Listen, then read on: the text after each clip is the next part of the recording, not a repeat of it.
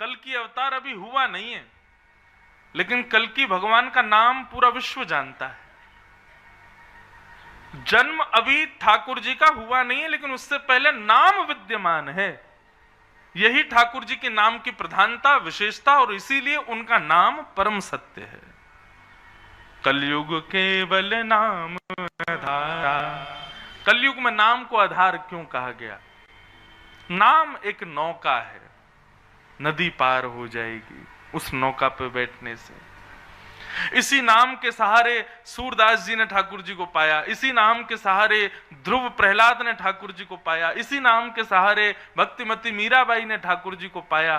किसी ने भी सीधे ठाकुर जी का दर्शन नहीं किया, नाम का आश्रय लिया, और उस नाम के आश्रय से सब हो गया। इसलिए कभी कभी मन में भाव आता है कि श्री वेदव्यास जी महाराज ने भगवान के नाम को वंदन किया। सत्यम परम धीमहि, मैं परम सत्य भगवान के नाम को वंदन करता हूं।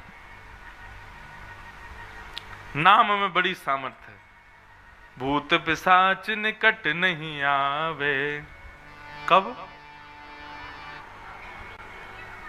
महावीर जब नाम सुनावे। केवल नाम। साइंस में, विज्ञान में दवाई खानी पड़ेगी तभी रोग दूर होगा, लेकिन हमारे हिंदू वैदिक सनातन धर्म में कवचों का पाठ कर लो, स्तोत्रों का पाठ कर लो, या पाठ सुन लो, उससे बीमारी ठीक हो जाती है। गंभीर बीमारी हो गई किसी को, क्या करो? बोले उसके लिए एक काम करिए, ब्राह्मणों को बैठा करके और उनके नाम से जो है महामृत्युंजय का पाठ करा लो, और कितनों को लाभ हो जाता है, ठीक हो जाते हैं लोग, स्वस्थ हो जाते हैं। नाम में कितना प्रभाव है हमारे यहां। इसलिए परम सत्य के रूप में भगवान के नाम को यहां पर वंदन किया गया। ऐसे प्रभु के नाम को हम वंदन करते। बंधुओं, एक बात कहें, नाम को आधार बनाइए। ठाकुर जी का नाम निरंतर मुखमंडल पर चलते रहे। जरूरी नहीं है कि कोई विशेष, जो आपको नाम प्रिय लगता हो ठाकुर जी का। जैसे हम श्वास लेते हैं, जैसे हम जल ग्रहण करते हैं, ये अति आवश्यक है। श्वास नहीं लेंगे तो जीवित नहीं रह पाएंगे, जल नहीं पिएंगे तो जीवित नहीं रह पाएंगे। ठीक वैसे ही जल और श्वास की तरह नाम को भी अपना जीवन उपयोगी बनाइए। आप चमत्कार खुद देखेंगे अपने अंदर। नाम को विशेष प्रधानता दो। व्यक्ति कोई नियम नहीं अपनाए। लोग आकर के पूछते, महाराज जी हमको कोई नियम बताइए, हम काय का पाठ किया करें, क्या क्या मला जपा करें, क्या क्या अनुष्ठान करवाया करें। देखो, एक बात सदैव याद रखना, ज्यादा नियमों में पड़ोगे तो फंसोगे। बहुत ज्यादा नियम नहीं होने चाहिए। कई लोगों के इतने नियम होते हैं कि उनकी वजह से सब परेशान होते हैं। और ऐसे नियमों वाले हर घर में एक व्यक्ति तो होता ही है। हनुमान चालीसा का पाठ चल रहा है, हनुमान चालीसा के पाठ के बाद फिर दुर्गा सप्तशती का पाठ करेंगे, दुर्गा सप्तशती का पाठ, फिर गणेश जी के उनके स्तोत्रों का पाठ करेंगे, फिर उसको रखने के बाद फिर नारायण कवच का पाठ करेंगे, उसको करें, रामायण जी की चौपाई पढ़ेंगे, फिर उसे सुंदरकांड का पाठ करेंगे, और पाठ करते भी जाएंगे। बीच में ब्रेक मिलता है, चाय पी आते हैं, उसी बीच में ब्रेक मिल के पपीता खाए आते हैं, उसी बीच में ब्रेक मिलता है, दूध पी आते हैं, और नियम उनके चले ही रहे। नहीं, अभी नहीं कर सकते, अभी नियम चल रहा, अभी सुंदरकांड रह गया हमारा। हाथी के पांव में सबका पांव, और वो हाथी का पांव है भगवान का नाम। गंगा किनारे भी बैठते हैं ना, तो अपनी माला को एक बार गंगा जी में स्नान करा के और तुरंत लेकर के हरिस्मरण करो, हरिस्मृति करो। हरिस्मरण सर्व विपद विमोक्षणम, सब विपत्तियों से विमोक्ष कर देता है हरि का स्मरण। हरि नाम, कृष्ण नाम, गोविंद नाम, गोपाल नाम, इस नाम का आश्रय लीजिए। परिवर्तन आप देखेंगे स्वयं में।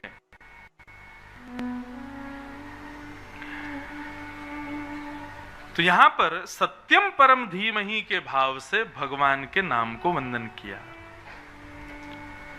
और पूरे श्लोक में बताया जो जन्मादि से परे हैं, जो स्वराट हैं, जो अविज्ञ हैं, अनविज्ञ नहीं हैं, ऐसे परम श्री कृष्ण के नाम को मैं वंदन करता हूं।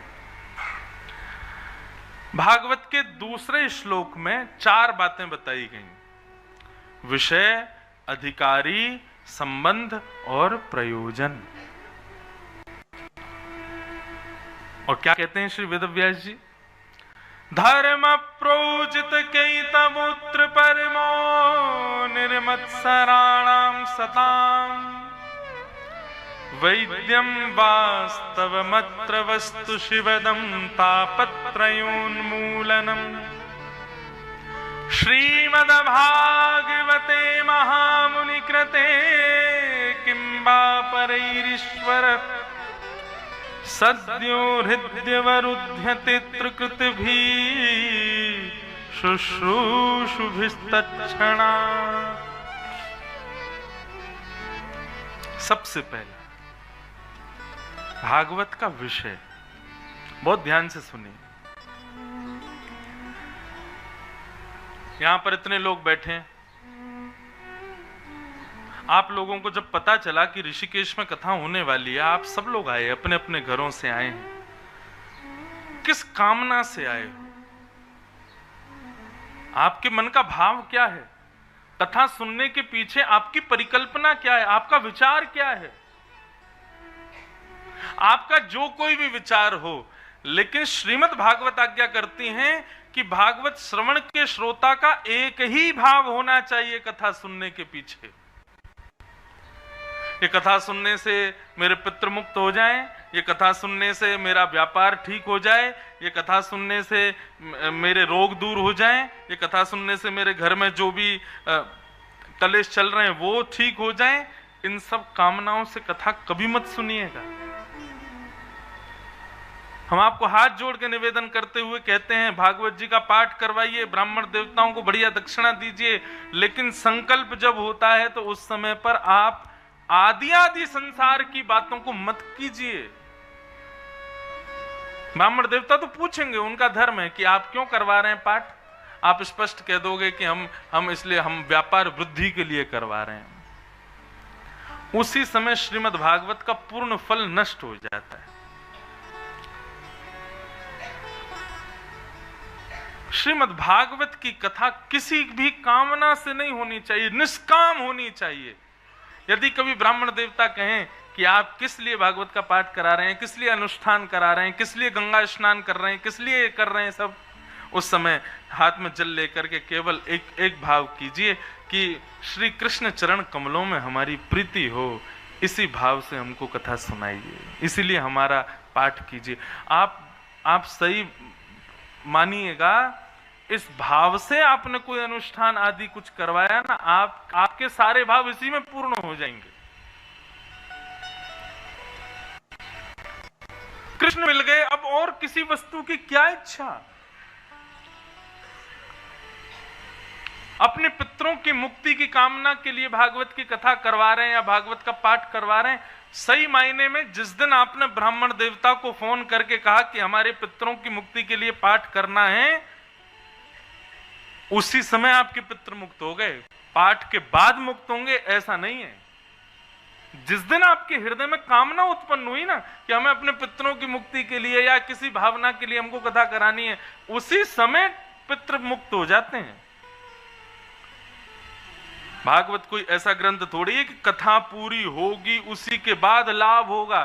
श्रीमद् भागवत तो ऐसे सुनने की इच्छा मात्र हृदय में आ जाए कि मुझे कथा सुननी है, वो इच्छा मात्र ही आपके कितने कामों को बना देगी।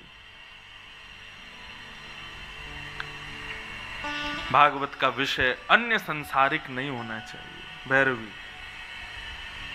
भागवत की एक ही इच्छा, धर्म प्रोजित कैतवोत्र परमो। परम धर्म में हमारी प्रवृत्ति हो, इस कामना से हमको कथा सुननी चाहिए। अब परम धर्म किसे कहते हैं? देह और हमारा चित्त, ये दो अलग वस्तु हैं। बहुत ध्यान से सुनिएगा सब लोग। कई बार देह की इच्छा कुछ और होती है और चित्त की इच्छा कुछ और होती है। देह की इच्छा क्या है? देह की इच्छा है कि बढ़िया बिस्तर पर पड़े रहो, सोते रहो, आनंद से आराम करते रहो। लेकिन चित्त की इच्छा क्या है? थोड़ा उतर के जामे, सिड्डी उतर के थोड़ा नीचे जामे, गंगा जी में जाके बैठ जाएं, थोड़ा आनंद करें। देह और चित्त दोनों अलग अलग भावनाओं में रहते हैं। हम देह की कामना की पूर्ति के लिए या देह की उज्जवलता के लिए, देह की पवित्रता के लिए, देह की श्रेष्ठता के लिए जो कोई भी कर्म करते हैं वो धर्म कहलाता है। लेकिन जब हम चित्त को सुधारने के लिए, चित्त की श्रेष्ठता के लिए कोई कर्म करते हैं उसको परम धर्म कहते हैं। समझ में आई बात? बंधुओं, आप सबसे प्रार्थना, कोई भी बात समझ नहीं आवे तुरंत उसको लिख लीजिएगा, संशय में कोई मत रहना। और लिखने के बाद जब आपको अवकाश लगे या तो हमसे आके पूछ लो, नहीं तो यहीं पे दे दो, हम आपको उत्तर देंगे। संशय में कोई मत रहना। देह की निवृत्तता के लिए जब हम कोई कृत्य करते हैं, जैसे कि गोवर्धन परिक्रमा, आप गिरिराज जी परिक्रमा कर रहे हो, दंडवती दे रहे हो या पैदल चल करके दे रहे हो, उससे आपका देह पवित्र होगा, लेकिन आत्मा पवित्र होगी ये बात गारंटेड नहीं है। लेकिन आप किसी संकीर्तन में बैठे, सत्संग में बैठे, संतों की मंडली में बैठे, कुछ चर्चा आपने सुनी, उससे आपका मन पवित्र हुआ, वो परम धर्म है। जहां पर चित्त की पवित्रता, चित्त की शुद्धता की क्रिया के लिए हम लोग कर्म करते हैं, वो परम धर्म कहलाता है। और जहां हम तन की विशेषता रखते हैं, तन की शुद्धता का भाव रखते हैं, वो धर्म कहलाता है। श्रीमद् भागवत का विषय क्या है? धर्म प्रौजित कैतवोत्र परमो। परम धर्म करने की इच्छा प्रकट होना, ये भागवत का विषय है।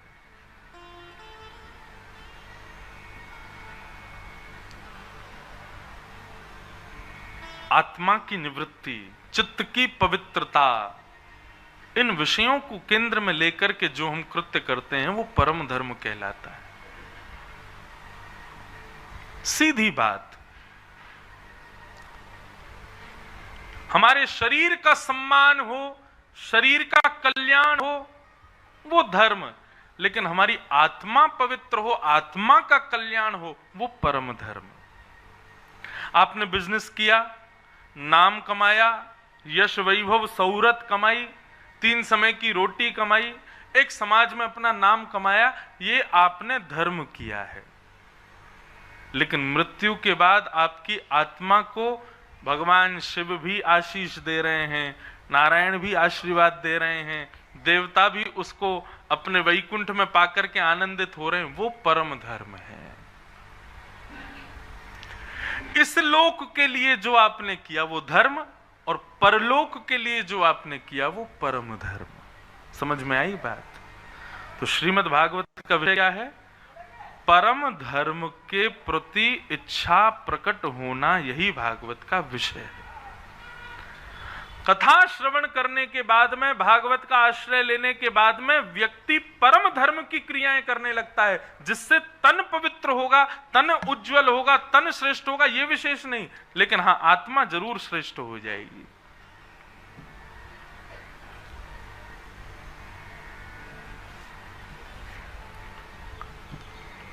सब लोग सावधानी से सुनो, इधर देखो, यहां देखो, कथा सुनो।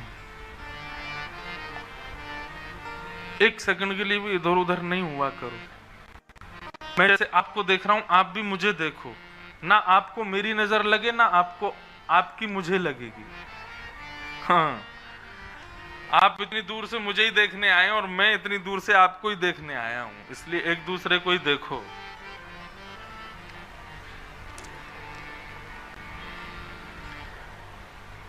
भागवत की कथा, सत्य बताएं, व्यास मंच पर बैठने का अधिकार अध्ययन प्रदान करता है। आप गुरुजनों से जो पढ़ते हैं वो आपको अधिकार देता है यहां बैठने का, लेकिन कथा कहीं अध्ययन से नहीं जाती। अध्ययन के भावों को मस्तिष्क में रख करके और श्रोताओं का मुखमंडल देख करके कथा निकलती है। ये क्या सुनना चाह रहे हैं, यहाँ कैसा माहौल बना हुआ है। यही कथा आप कहीं और वैष्णव जहां रसिक जन बैठे हो वहां सुनोगे तो वहां आपको अलग तरीके की कथा सुनने में मिलेगी, वहां पर रस चर्चा ही सुनाई देगी। तो इसलिए जैसी कथा सुननी है वैसे एक्सप्रेशन बना लेना, कथा वैसी होगी। बहुत ध्यान से सुनिए। भागवत का विषय क्या है? परम धर्म के प्रति अग्रसित होना। और परम धर्म क्या है? जहां पर शरीर की सुविधाओं का विचार नहीं कर रहे हैं, आत्मा को सुविधा मिले, आत्मा हमारी श्रेष्ठ हो, ये विचार जिन क्रियाओं में होता है उसको परम धर्म कहते हैं।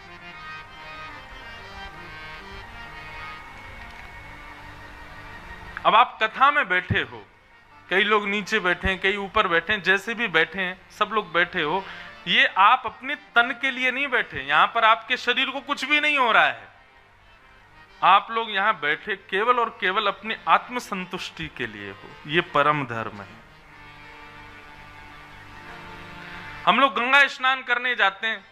कल मैं कथा के बाद गया था, जैसे ही पांव गंगा जी में पधराए तो 2 मिनट को लगे पांव है ही नहीं है। और जब मूड भीतर घुसाया, डुबकी लगाई तो लगा कि एक क्षण के लिए शरीर ही नहीं है। एक प्रकार से गंगा स्नान शरीर मना करेगा कि अरे भाई यहां से बाहर निकालो मुझे, लेकिन हम वहां पर फिर भी पुनः पुनः जा करके, ठंड लग रही है, हाथ पांव सुन्न पड़ गए और कटकटी चल रही है, फिर भी हम कूद कूद के नहा रहे हैं। क्यों? आत्मा की प्रसन्नता के लिए। ये गंगा है, ये जल नहीं है, ये साधारण नदी नहीं है, साक्षात गंगा है, भगवान के चरणों का चरणोदल है, ब्रह्मा के कमंडल से उत्पन्न है, शिव की जटाओं से प्रकट है। देखो, ब्रह्मा विष्णु महेश तीनों का स्पर्श है गंगा को। नारायण के चरण, ब्रह्मा का हृदय और शिव का मस्तिष्क, तीनों का प्रवेश, तीनों का स्पर्श है गंगा को। हम अभी बद्रीनाथ नहीं जा पा रहे, हम अभी केदारनाथ नहीं जा पा रहे, लेकिन बद्रीनाथ केदारनाथ का स्पर्श करके गंगा यहां आ रही है। कितने तीर्थ, कितने दिव्य स्थान उत्तराखंड की भूमि पर, ऊपर पहाड़ों पर है, हम सब जगह नहीं जा पा रहे, लेकिन गंगा सबको प्रणाम करके आपके पास आ रही है। हम इसलिए शरीर का वहां ध्यान नहीं धरते। तुझे ठंड लगे तो लगे, तू कप कपाए तो कप कपाए, तेरे हाथ पांव टूटे तो टूटे, हम तो कूदेंगे। ये कहने को एक मजाक की बात है, लेकिन यहां पर यदि आप गंभीरता से इस पर विचार करें तो आप वहां पर देह के अभिमान को भूल करके अपनी आत्म प्रसन्नता के लिए गंगा में प्रवेश करते हैं। यही परम धर्म है। आप अपने मित्रों को कथा में लेके आओगे ना, पहली बार को मना करेंगे, अच्छा ऋषिकेश जा रहे हो? हाँ, क्या कथा सुनेंगे? आप सुनना कथा, हम तो डोलेंगे। वो कोई नहीं, एक दिन सुन लेना, तुम्हारा मन करे तो। हाँ ठीक है, पीछे बैठ के सुनेंगे। अब पीछे बैठ के वो कथा तो सुनते हैं, अब उनके लिए प्रायोरिटी देह है, उनके लिए चित्त प्रायोरिटी नहीं है। उनको ये है कि देह को घुमाना है। लेकिन जब वो कथा में बैठते हैं और थोड़ी बहुत देर कथा सुनते हैं तो उनके चित्त को प्रसन्नता होने लगती है। तब उनको लगता है देह का सुख सूक्ष्म है, चित्त को जब सुख मिलता है वो ब्रह्मानंद के समान होता है। आगे आगे बैठ के कथा सुनने लगते हैं। फिर ये परम धर्म।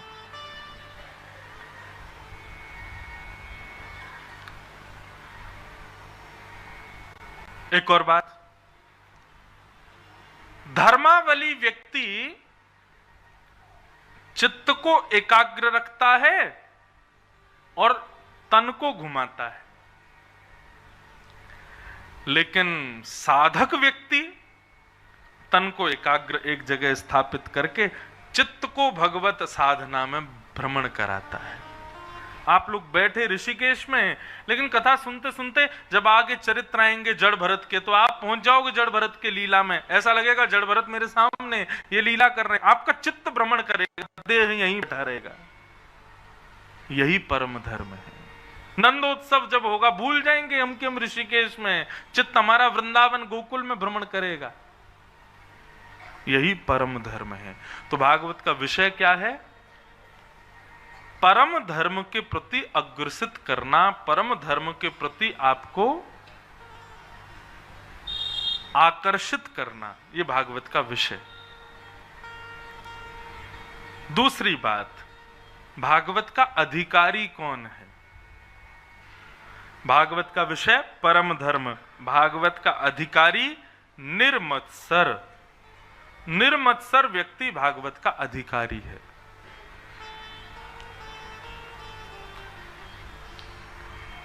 आप सब लोग यहां बैठे हैं, लेकिन वास्तव में मैंने एक बात आज कथा के प्रारंभ में कही, आप कथा को स्वीकार करो, ये साधारण बात है।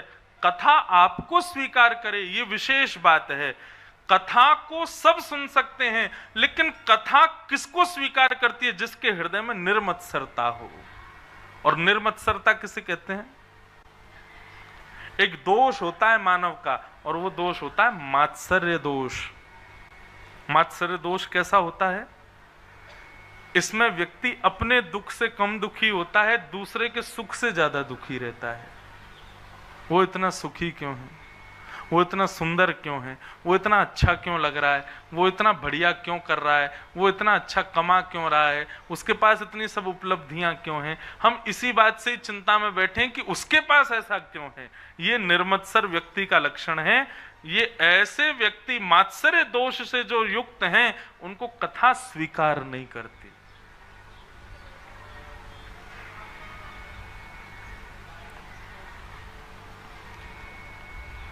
कथा में आते हजारों लोग हैं, बदल के एक ही जाता है, बदल के दो ही लोग जाते हैं, बदल के 3-4 लोग ही जा पाते हैं 7 दिन में। क्यों? क्योंकि उन 4 लोगों को कथा ने स्वीकार किया। और वो स्वीकार के पात्र कब बने? जब उन्होंने हृदय से मात्सर्य दोष निकाला। और एक बात कहें, प्रश्न हो सकता है, महाराज जी ठीक है, मात्सर्य दोष हमारे अंदर कैसे जाए? हमारे भीतर मात्सर्य है, हम कैसे उस चीज को? 2 चीज आपको करनी पड़ेंगी। पहला तो संग सुधारो, अपना वातावरण सुधारो। और दूसरी बात, थोड़ा प्रयास करो किस चीज का? कि सब में गुण देखो। ये नेग्लेक्ट व्यक्ति है, इसको सबने तिरस्कार कर दिया, इसका सबने इसका त्याग कर दिया, ये किसी काम का नहीं है। लेकिन आपकी योग्यता क्या? उसमें भी गुण निकालो। क्योंकि संसार में ब्रह्मा किसी को भी अगुण नहीं भेजते, सबके अंदर एक गुण तो होता है। हम लोग कहते हैं ना, हमारे परिवार का कोई दुष्ट प्रवृत्ति का व्यक्ति होता है, जो किसी का सम्मान नहीं करता, किसी के प्रणाम नहीं करता, किसी जगह अच्छे से नहीं रहता, उसके भी कई लोग परिवार के कहते हैं महाराज जी है तो ये ऐसा ही, किसी को प्रणाम वनाम नहीं करता है, ऐसे ही है, लेकिन महाराज जी वैसे दिल का अच्छा है, कभी आप इससे बात करो तो अच्छे से सब बात करता है, करना तो चाहता है, लेकिन पता नहीं क्यों इसकी उसमें गुण है ना। आपका जन्म यदि पृथ्वी पर हुआ है तो ऐसा हो ही नहीं सकता कि आप में कोई गुण ना हो। रावण के दुर्गुण सब बताते हैं, ये दुर्गुण, ये दुर्गुण, ये दुर्गुण, ये दुर्गुण, लेकिन उस रावण में भी गुण हैं।